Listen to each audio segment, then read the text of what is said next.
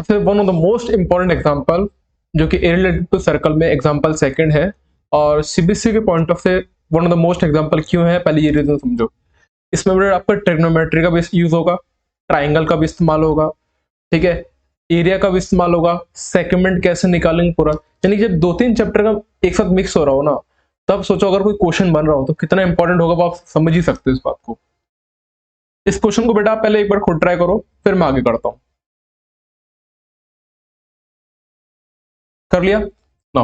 अब हम देखते हैं इस क्वेश्चन में कहता क्या है, find the area of the segment A Y B. Area of the segment निकालना है। देखो जो चीज निकालनी होती है ना, उसको पहले कुछ भी ना समझ में है ना, क्वेश्चन पढ़ के कुछ भी ना समझ आए ना, तो एक काम करना, नीचे लिख देना एरिया ऑफ द सेगमेंट। अब एरिया ऑफ द सेगमेंट निकालना है। सेगमेंट होता क्या बाद में डिस्कस करनी, चलो।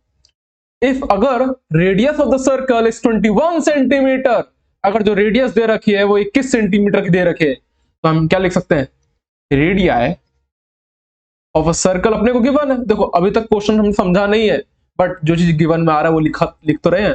Area of the circle R is what, the 21 centimetre. और एक और चीज दे रखी है जो कि एंगल दे रखा है theta, which is angle of an arc. एक आर्क का जो एंगल दे रखा है थीटा, कितना दे रखा है आपको, 120 डिग्री का। इसके बाद क्वेश्चन कहता है कि अपने से कि इसका जो पोर्शन है ऊपर वाले का, आपको ये दिखाई दे रहा है बेटा ऊपर वाला, आपको थोड़ा सा this one this one this one this one, ये पोर्शन निकालने का। तो कैसे निकालेंगे समझिएगा। इसको निकालने के लिए सेक्टर क्या होता है बेटा, अगर मैं इस सेगमेंट को निकालने की बात कहूं तो सेक्टर में से पूरा जो सेक्टर होगा, सेक्टर में से अगर ट्राइंगल को गायब कर देता हूं, सुनना, सेक्टर में से एरिया ऑफ द सेक्टर में से एरिया ऑफ द ट्राइंगल को गायब कर देता हूं, तो मेरा सेगमेंट निकल के आएगा कि नहीं निकल के आएगा, यस या no. One more time, sector में से क्या, सेक्टर में से यानी कि एरिया ऑफ द सेक्टर में से आप ट्राइंगल को गायब कर डालो, ट्राइंगल को गायब कर डालो, तो आपको क्या निकलेगा बेटा, बताओ क्या निकलेगा, आपको एरिया ऑफ द सेगमेंट निकल के आ जाएगा। चलो निकालते हैं, इस डायग्राम को थोड़ा गायब कर देते हैं। Area of the sector, area of the sector minus का एरिया ऑफ ट्राइंगल, यस या नो। अब एरिया ऑफ द सेक्टर की बात कहूं तो क्या फॉर्मूला होता है बताइएगा आप थोड़ा, थीटा अपॉन में 360। सेक्टर क्या होता है बेटा, एक सर्कल का जो एरिया होता है, एक सर्कल का जो एरिया होता है उसमें छोटा सा पार्ट लो, तो कितना पार्ट लेना है, 360 का तो पूरा सर्कल बनेगा, उसमें छोटा सा पार्ट यानी कि थीटा लिया हमने, इनटू आई आर का स्क्वायर माइनस का एरिया द ट्राइंगल। अब ट्राइंगल देखो बनता कैसे, ट्राइंगल का फॉर्मूला होता है बेस इनटू हाइट। अब यहां पर हाइट है इसकी परपेंडिकुलर, तो हम इसको नाम दे देते हैं, जैसे ए बी ये ओ है, और इसका नाम देते हैं बेटा सी, नाम देते हैं। नामकरण करना है तो अपने हिसाब से कुछ भी कर दो, सी नाम कितना अच्छा लग रहा है। तो half base into height, as we know very well.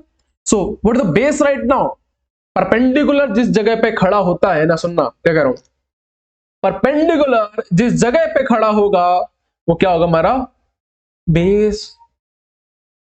तो कितना होगा बेटा, ए बी इंटू में और हाइट यानी कि परपेंडिकुलर क्या होगा अपना O C, yes no, got it the point और नॉट।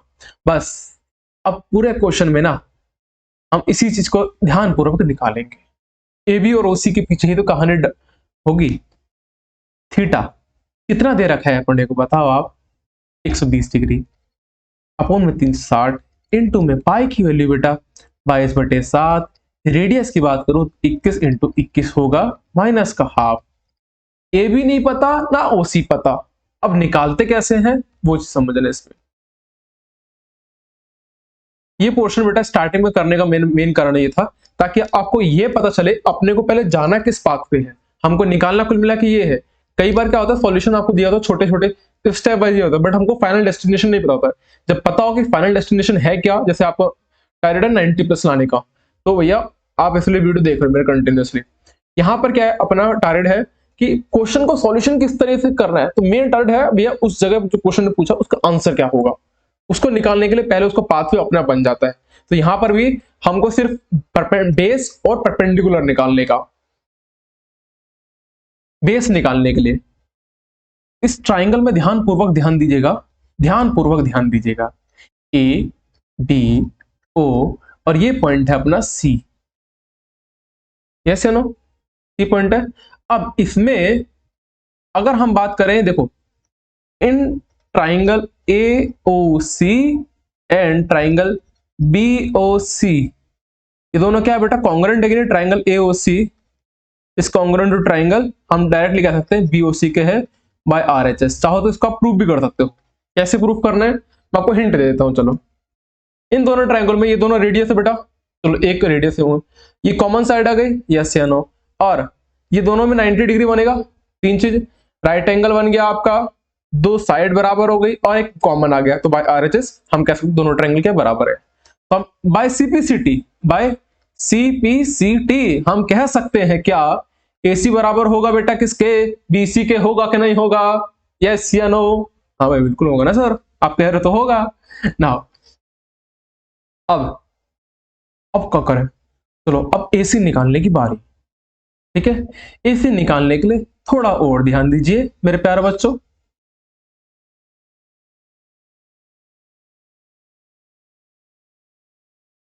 ये O, ये A, ठीक है, और यहां पर ये क्या है 90 डिग्री। अब देखो हमको पता है ये 60 डिग्री बनाएगा, क्योंकि हमको पता है जब रेडियस होता है ना वो कोड के परपेंडिकुलर बनाता है तो मिड पे डिवाइड करता है, तो ये 60 डिग्री है। तो ये बताओ ये 21 सेंटीमीटर है। थीटा के सामने वाली साइड, सुनिएगा ध्यान से, थीटा के सामने वाली साइड को क्या बोलते हैं, परपेंडिकुलर बोलते हैं कि नहीं बोलते, यस या नो? तो दैट इज परपेंडिकुलर, और परपेंडिकुलर और ये कौन सी है 90 डिग्री के सामने वाली हाइपोटेनियस। परपेंडिकुलर और हाइपोटेनियस में कौन सा रिलेशन होता है, साइन का होता है। तो हम कह सकते हैं sine 60 degree is equal to perpendicular अपन में परपेंडिकुलर क्या, तो देखो परपेंडिकुलर क्या हमारा बेटा AC नाम भी है, AC अपॉन में हाइपोटेनियस बेटा AO। तो साइन 60 की वैल्यू क्या होगी बेटा बताओ, हमारा होगा √3/2 इज इक्वल टू AO की वैल्यू 21 और यहां पर हमारा जाएगा AC निकल के क्या आएगा बेटा √3/2 इंटू 21। और देखिएगा AC इज इक्वल टू हमारा बेटा है BC, ठीक है। तो जो हमारा AB निकलेगा वो भी इसका डबल होगा कि नहीं होगा, इसका डबल कैसे लिखूं, 21 इंटू √3, यस या नो, ठीक है। अब इसी में एक छोटा सा पार्ट और करते हैं, यहाँ पर थोड़ी स्पेस कम है, यहीं पर कर डालता हूं, कॉस की बात करता हूं, ठीक है।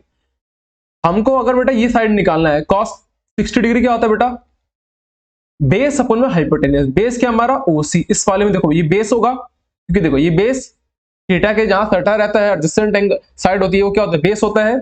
थीटा के एडजेसेंट साइड, थीटा ये रहा एडजेसेंट साइड, ये हो गया OC हमारा बेस, हाइपोटेनियस ए होगा cos 60 की वैल्यू हाफ होती है, ये 21 रहेगा OC। तो OC किसके निकल जाएगा बेटा हमारा, तो यहां पर छोटा सा जो OC निकला हमारा, OC is equal to 21 divided by 2।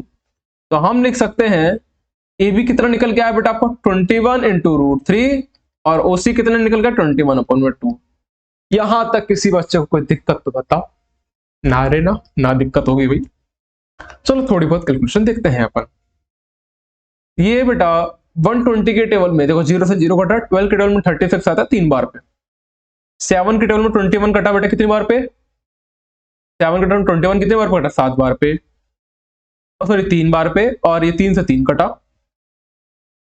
तो यहां पर आया बेटा 22 इंटू 21 निकल के आया, माइनस का 21 इंटू 21 विच इज 441 √3 अपॉन में 2 टू जा 4।